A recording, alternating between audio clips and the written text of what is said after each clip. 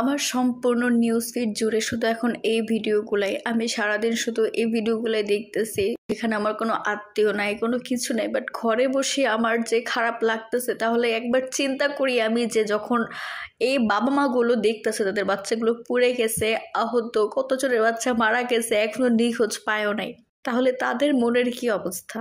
আমার খুব অভিযোগ লাগে সৃষ্টিকর্তার কাছে। আমি জানি না এটা বলা ঠিক কিনা, কিন্তু সৃষ্টিকর্তা কেন এরকম নিষ্পাপ বাচ্চাগুলোর সাথে এরকম করলো? এই ছোট ছোট বাচ্চাগুলো কি বুঝে, কি অপরাধ করছে? এই যে বাবা মাগুলো কত কষ্ট করে বাচ্চাগুলোকে লালন পালন করছে, স্কুলে পাঠাইছে, কত কষ্ট করে বড় করছে, বাবা মাগুলো আজকে দেখতেছে তারা আছে কিন্তু তাদের সন্তানরা নাই।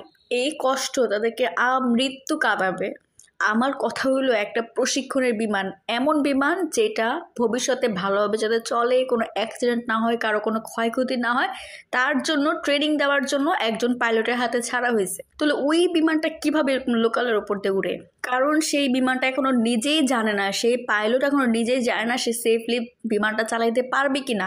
তাহলে তার উচিত ছিল না বিমানটা একটা খোলা জায়গায়, একটা খালি জায়গায় যেখানে মানুষজন নাই, যেখানে ধরেন নিচে পানি বা নিচে খোলা মাঠ, সেখানে চালানো। বাংলাদেশে কিন্তু জায়গার অভাব নাই, চাইলে অনেক জায়গায় খোলা পাওয়া যেত, যেখানে ধরেন সি বিচ বা বড় কোনো জায়গা বা তাদের নিজেদের কোনো প্রশিক্ষণের জায়গা, সেখানে যদি বিমানটা ছাড়তো, সেখানে ক্র্যাশ হইতো, যদি আজকে পাইলট খালি মারা যেত তাহলে বাংলাদেশের মানুষ কাঁদতো, হ্যাঁ মারা গেছে, কিন্তু আজকে এতগুলো নিষ্পাপ শিশুর প্রাণ যাইতো না। এই বাপ মাগুলোর কাছে তারা কি জবাবদিহি করবে? তারা কোন কথাটা বললে বাপ মাকে সান্ত্বনা দিবে? তারপরও দেখেন ওইখানকার মানুষজন, ওখানে যারা দায়িত্বরত আছে, তারা ঠিক মতো কতজন মারা গেছে সেটাও বলতেছে না।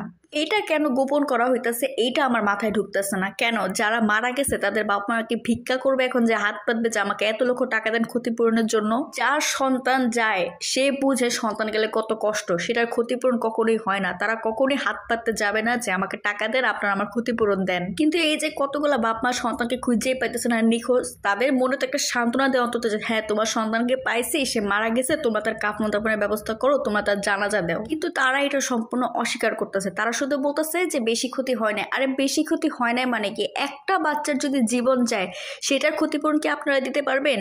তো একটা বাচ্চার জীবন কেন যাবে, সেটা কি ক্ষতি না? এটা বাবা মার ভিতরে, বাবা মার মনে যে কত বড় একটা ক্ষতি, তাদের এই পরিবারের জন্য কত বড় একটা ক্ষতি, কত বড় কষ্ট, সেটাকে আপনারা বুঝতেছেন? যদি আজকে আপনাদের সন্তান যাইতো, আল্লাহ না করুক, আমরা কারো সন্তান যাওয়া আশা করি না, যদি যাইতো তাহলে হয়তো বুঝতে পারতে এটা কত বড় কষ্ট, কত বড় ক্ষতি, কত বড় না পাওয়া, কত বড় দুঃখ। কিন্তু না, এরা বলতেছে না যে এতজন মানুষ মারা গেছে বা অমুক মারা গেছে, এরা হতেছে গোপন করতেছে। আমি জানি না যে এই ট্র্যাজেডিগুলো, এই কষ্টগুলো কবে যায় শেষ হবে, কোন দিন যায় শেষ হবে, কারণ এই বাবা মার মনের কষ্টগুলো